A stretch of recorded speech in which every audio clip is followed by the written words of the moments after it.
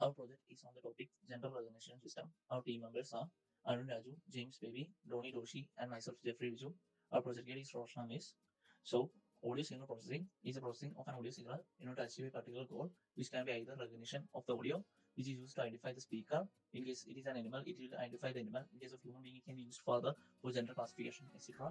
And synthesis is a conversion of speech to text. So, moving on to the next slide.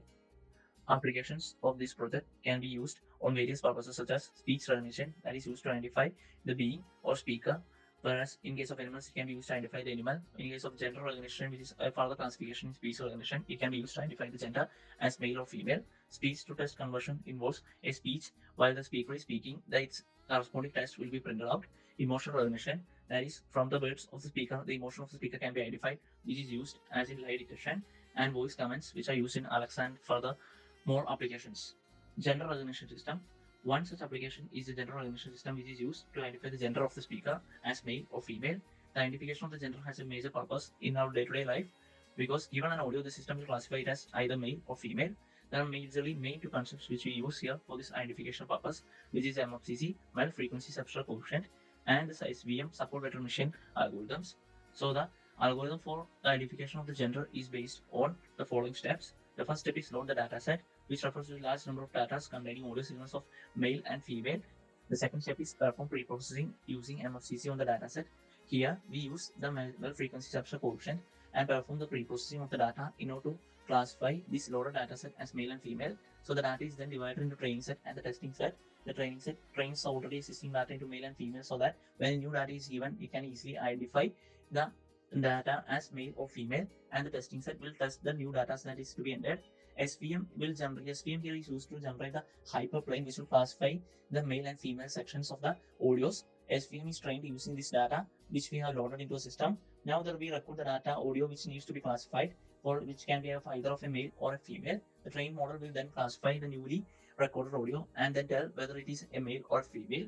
In our project, we have implemented this using a dataset from Kaggle, which consists of around 3,200 speakers. And on the dataset, pre-processing and feature extraction is performed using the male frequency substrate coefficients.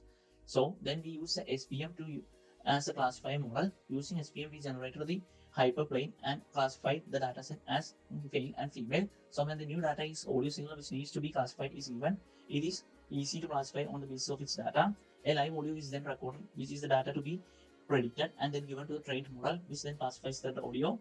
The figure explains the dataset. The dataset consists of a large number of audio signals of various males and females, and we extract the features using MFCC method.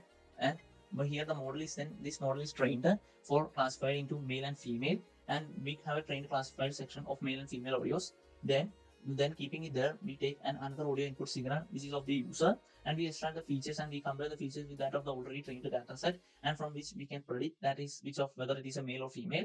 The relevance of this project is that it can be used to differentiate between audios and videos using tags. It can help personal assistant to answer questions with gender specific results. It can have spontaneous salutations. It can help in detecting the identity of a person. It can be used in various security systems. As one shows the output of our project, an audio signal of a male candidate has been given and it is trained and tuned and its values are deduced and it has been classified as a male here.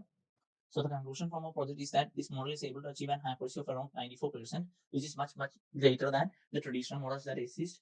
And it requires less amount of training data. We have to train only a certain amount of data set, and from that we can further make predictions. It is easy and an effective model in all. Thank you.